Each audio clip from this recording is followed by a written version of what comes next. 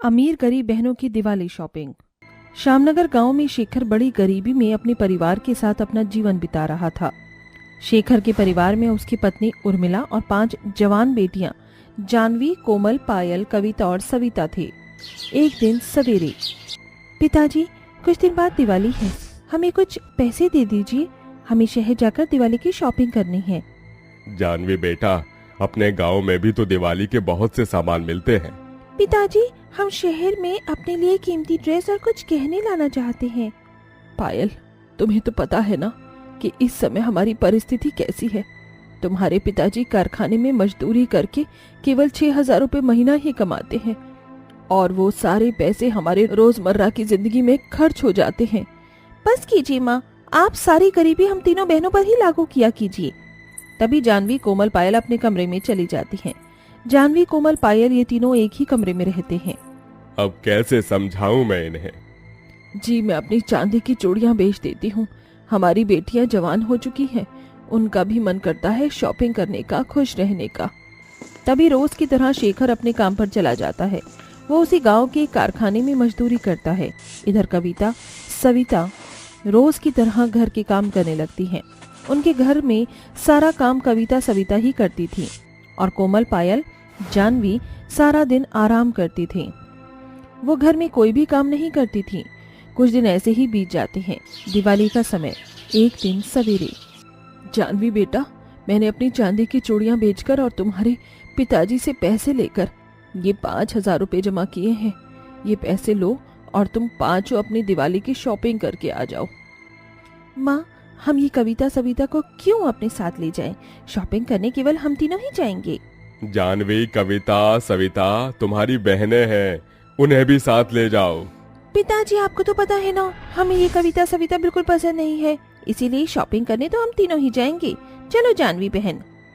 तभी जानवी, कोमल, पायल तीनों शहर में दिवाली की शॉपिंग करने चले जाते हैं और कविता, सविता बेचारे घर में ही रहते हैं। माँ, ये तीनों हमसे इतनी नफरत क्यों करती हैं?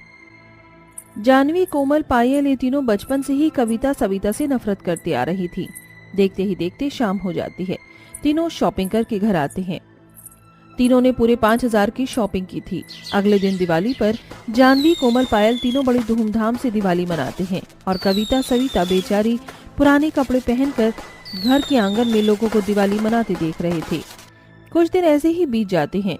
एक दिन जानवी, कोमल, पायल को उसी गाँव के 3 अमीर भाई रमेश, सुरेश, महेश के रिश्ते आते हैं। तीनों भाई उसी गांव में अपनी माँ सुजाता के साथ अपने बड़े से घर में रहते हैं। तभी आनन फानन में तीनों बहनों की शादी एक साथ रमेश, सुरेश, महेश से हो जाती है। तीनों बहनें अपने बड़े से ससुराल में थीं, जहां ऐशो आराम के हर सामान थे। रात का समय। जानवी, रमेश अपने कमरे में थे। तभी रमेश जानवी को एक कीमती सोने का नेकलेस देता है। अरे वाह, इतना बड़ा सोने का नेकलेस! हाँ जानवी, पूरे 2 लाख रुपए का है ये नेकलेस। क्या 2 लाख रुपए का? पर आपके पास इतने पैसे कहाँ से आए? आपके जूते बनाने की कारखाने में इतने आदमी होते हैं? जानवी, हमारे कारखाने में हमारी कमाई लाखों में होती है। इसी तरह सुरेश, महेश भी अपनी अपनी पत्नियों को कीमती कीमती चीजें देते हैं। रमेश, सुरेश, महेश के घर में नौकर चाकर 2 कार थीं। वो जानवी, कोमल, पायल के हर अरमान पूरे करने लगते हैं। कुछ दिन बाद शेखर अपनी दोनों छोटी बेटियां सविता, कविता की शादी उसी गांव के 2 गरीब मजदूर भाई अजीत कुमार के साथ करवा देता है। कविता, सविता के ससुराल में उनके पति के सिवा कोई नहीं था।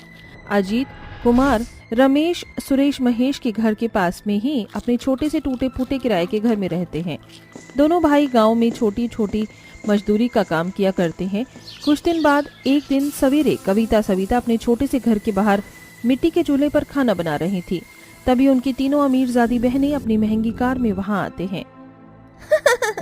अरे देखो देखो बहनों, अपनी गरीब बहनें कैसे मिट्टी के चूल्हे पर खाना बना रही है।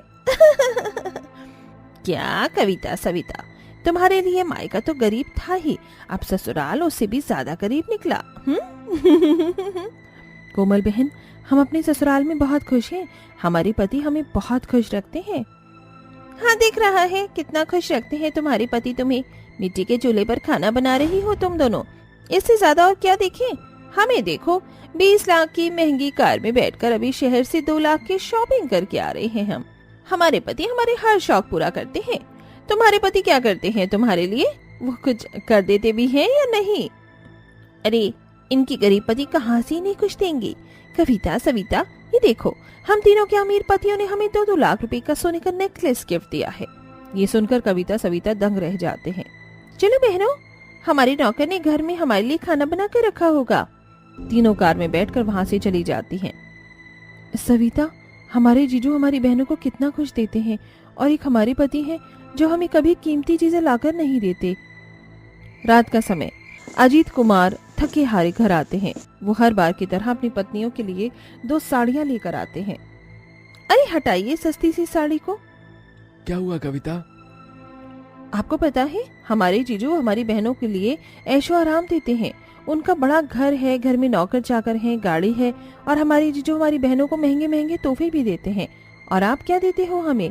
बस ये 200 रुपए वाली साड़ी। इधर सविता भी यही बात कुमार से कहती है। सविता, तुम्हारे जीजू हमसे कहीं ज्यादा अमीर हैं। उनके पास पैसा है तो वो अपनी पत्नियों की हर खुशी को पूरा करते हैं। अब हम ठहरे गरीब, हमारे बस में जो बनता है वो हम तुम दोनों के लिए करते हैं। अरे ऐसी जिंदगी भी क्या काम की जिसमें कोई सुख ही ना हो, हर समय बस गरीबी गरीबी। तभी दोनों बहनें घर के आंगन में आकर बैठ जाती हैं। अब कविता को कैसे समझाऊं मैं कि उनके जीजू कितना बुरा काम करके पैसे कमाते हैं। वो अपनी पत्नियों के जो ऐशो आराम पूरे करते हैं वो अपनी नंबर 2 की कमाई से पूरे करते हैं। असल में रमेश, सुरेश, महेश, ये तीनों भाई अपने कारखाने में गैर कानूनी पटाखे बम बनाते हैं और दिवाली के समय उन्हें विदेश में चोरी से सप्लाई करते हैं, जिससे उन्हें काफी भारी भरकम पैसे मिलते हैं। अब ये बात जानवी, कोमल, पायल को नहीं पता थी। कई दिन ऐसे ही बीत जाते हैं। जानवी, कोमल, पायल तीनों हमेशा कविता, सविता के घर आते थे और उनकी गरीबी का मजाक बनाकर कविता, सविता को भड़का कर जाते थे। एक दिन कविता, सविता अजीत कुमार से 2 सोने के नेकलेस मांगते हैं। कविता, हम कहाँ से लाकर दें तुम्हें सोने का नेकलेस? पता नहीं कहाँ से, हमारी शादी आप जैसे गरीबों से हो गई। आप लोग जो अपनी बहनों के ऐशो आराम देख रहे हो, आपको पता है आपके जीजू जूते बनाने के कारोबार के पीछे पटाखों और बमों का काला कारोबार करते हैं। यहाँ की सरकार ने जो बड़े पटाखे और बम दिवाली के लिए बैन किए हैं, उसकी काला बाजारी करके आपके जीजू विदेश से लाखों रुपए कमाते हैं। अगर कानून को उनके इस काले बाजारी के बारे में पता चल गया ना, तो जीवन भर उन्हें जेल में बैठकर चक्की पीसना पड़ेगा। ये सुनकर कविता, सविता के होश उड़ जाते हैं। क्या? हाँ भाभी, अब आप ही बताइए, ऐसे शौक करने से क्या फायदा? अगले दिन जानवी, कोमल, पायल कविता, सविता के पास आते हैं। तभी कविता, सविता उन्हें उनके पतियों की सारी सच्चाई बताते हैं। ओए तो कौड़ी की करीबो, हमारे पति ईमानदारी से कारोबार करके पैसा कमाते हैं। तुम्हारी हिम्मत कैसे हमारे पतियों पर ऐसा घिनौना इल्जाम लगाने की? जानवी बहन, हम सच कह रहे हैं। आप जीजू को पटाखों की कालाबाजारी करने से रोकिए। जानवी बहन, ये दोनों ना हमसे चलती हैं कि हमारे पति कैसे हमारे हर अरमान पूरे करते हैं, इसीलिए ये हमें भड़का रही हैं। तभी जानवी, कोमल, पायल तीनों वहाँ से चले जाते हैं। कुछ दिन बाद दिवाली का समय था। सब अपने अपने घर के बाहर दिवाली मना रहे थे। तभी रमेश के घर पुलिस आती है और वो रमेश, सुरेश, महेश को पकड़ लेती है। पुलिस के साथ एक विदेशी आदमी जोसेफ था, जो रमेश, सुरेश, महेश से गैर कानूनी पटाखे खरीदता था। क्या बात है सर, आप हमारे पतियों को कहाँ ले जा रहे हैं? आपके पति अपने कारखाने में पटाखे और बम की कालाबाजारी करके लाखों रुपए कमा रहे हैं। यह है जो विदेश में बैठकर आपके पति के कालाबाजारी को आगे सप्लाई करता है। हमने आपके कारखाने में रेड डालकर आपके पति के सारे काले कारनामे के बारे में पता किया है। तभी पुलिस तीनों को लेकर वहाँ से चली जाती है। वहाँ कविता, सविता और उनके पति भी आते हैं। हमारे पति हमारे शौक ये काला बाजारी के पैसों में पूरे करते थे। दीदी, अगर आप पहले ही मेरी बात मान लेते तो आज ये सब ना होता। जानवी, कोमल, पायल तीनों बहुत रोने लगती हैं। जानवी जी, आप तीनों रोइए मत। हमारी पुलिस थाने में काफी पहचान है। हम आपके पतियों को जेल से बाहर लेकर आएंगे। तभी अजीत कुमार पुलिस थाने आते हैं और वहाँ सिफारिश करके रमेश, सुरेश, महेश को अपनी जमीन पर उनकी जमानत करवाते हैं। कानून रमेश, सुरेश, महेश की सारी संपत्ति हड़प कर लेते हैं। हमें माफ कर दो जानवी, कोमल, पायल। हम आज के बाद कभी कालाबाजारी नहीं करेंगे। हम हमेशा मेहनत मजदूरी करके पैसे कमाएंगे। तो देखा दोस्तों आपने कैसे हमारे जीजुओं की आंखें हमेशा के लिए खुल गई। इसीलिए जीवन में कभी भी बुरे काम करके पैसा नहीं कमाना चाहिए, क्योंकि बुरे काम का अंजाम हमेशा बुरा ही होता है। भुक्कड़ बहू की ससुराल में पहली रात। अंजलि बेटा, ये ले लड्डू, इन्हें ले जाकर किचन में रख दे। मैंने पूजा में सबके लिए प्रसाद बनवाया है। पूजा हो जाने के बाद सबको ये लड्डू प्रसाद के तौर पर दियो, समझी? ठीक है माँ। यार, ये मोतीचूर के लड्डू दिखने में कितने टेस्टी लग रहे हैं। एक काम करती हूँ, एक लड्डू खा लेती हूँ। अंजलि प्रसाद में से एक लड्डू उठाकर खा लेती है। अंजलि को लड्डू इतने ज्यादा पसंद आते हैं कि वो एक एक करके सारे लड्डू खा जाती है। लड्डू खाकर तो मजा ही आ गया। आज से पहले मैंने इतने टेस्टी लड्डू कभी नहीं खाए थे। अरे ये क्या, मैंने तो सारे लड्डू खा लिए। अब मैं प्रसाद में सबको क्या दूंगी? अगर माँ को पता चल गया तो मेरी तो आज खैर नहीं। सोच अंजलि, जल्दी कुछ सोच, वरना आज तो तू गई। कि तभी अंजलि को एक आइडिया आता है। वो जल्दी से जाकर अपने घर के पास वाले हलवाई से बहुत सारे लड्डू ले आती है और लाकर रख देती है। पूजा खत्म होने के बाद अंजलि सबको लड्डू बांटती है।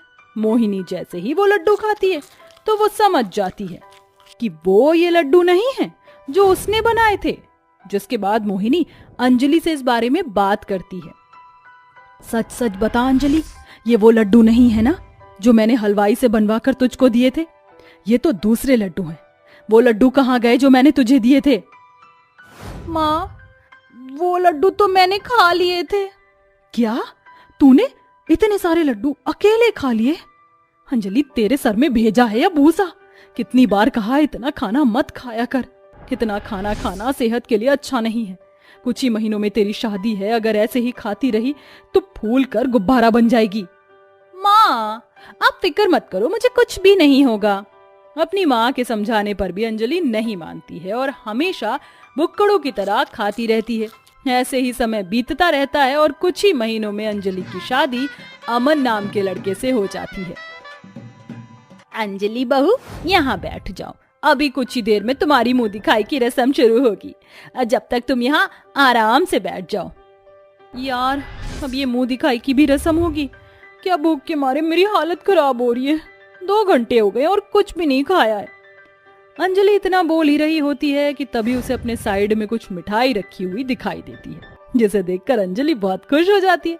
अंजलि चुपके से मिठाई लेती है और घूंघट के अंदर से ही खाने लगती है। एक एक करके अंजलि आधी मिठाई गायब कर देती है। अरे, ये आधी मिठाई कहाँ गई?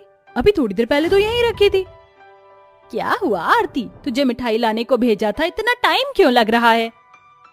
माँ, मिठाई होगी तो लाऊंगी ना। यहाँ तो आधी मिठाई गायब है। किसी मेहमान ने खा ली होगी, तू किचन में से ले आ।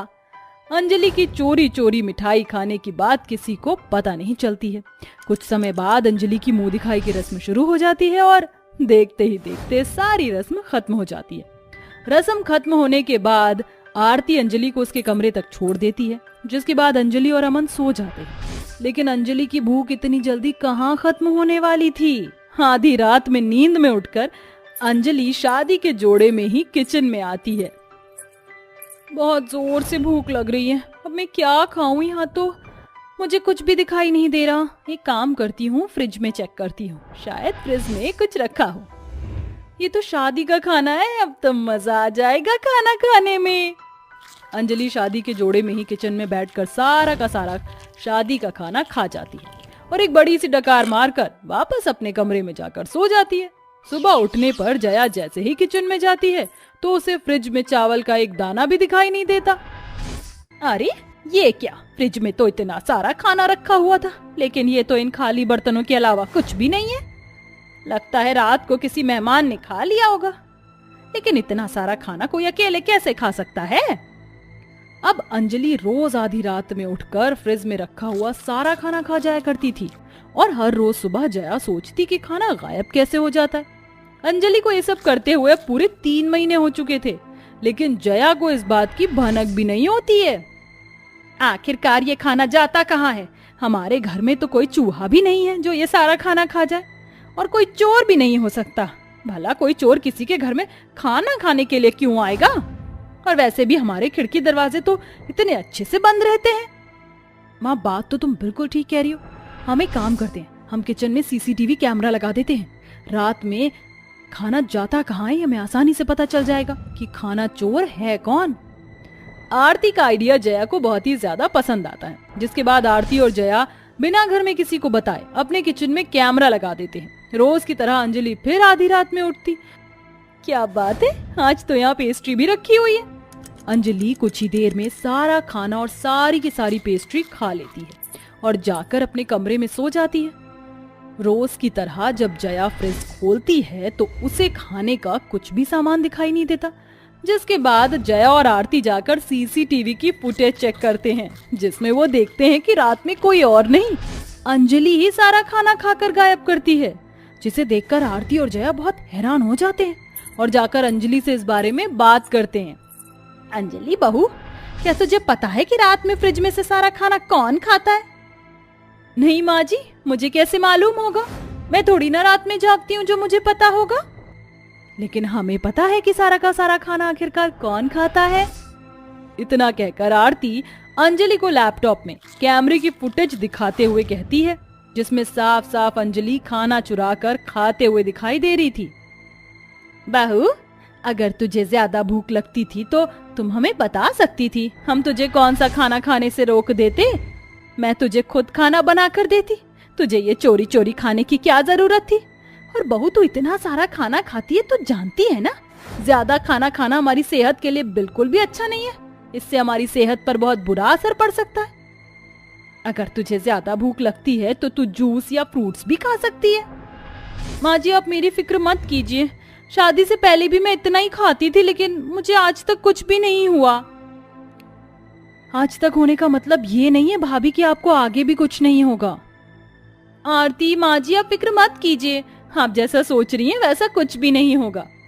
अपनी सास और नंद के लाख समझाने पर भी अंजलि नहीं मानती है और रोज भुक्कड़ों की तरह खाना खाती है। ऐसे ही समय बीतता रहता है। अब धीरे धीरे अंजलि का वजन बढ़ने लगता है, जिससे अंजलि का शरीर बहुत ही ज्यादा मोटा हो जाता है। अंजलि को चलने में भी काफी परेशानी आती है।